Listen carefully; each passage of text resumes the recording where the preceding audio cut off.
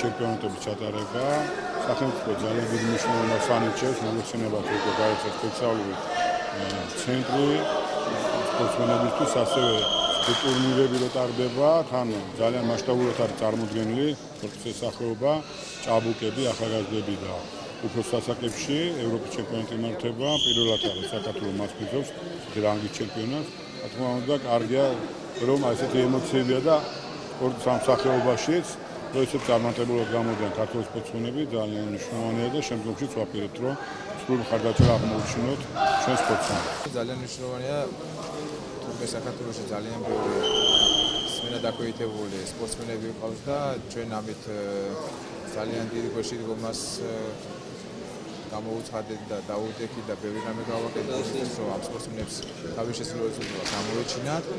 რა თქმა უნდა ამაში არა მარტო ჩვენ სპორტის სამინისტრო ქალაქის მერია ყველა ჩართული იყო.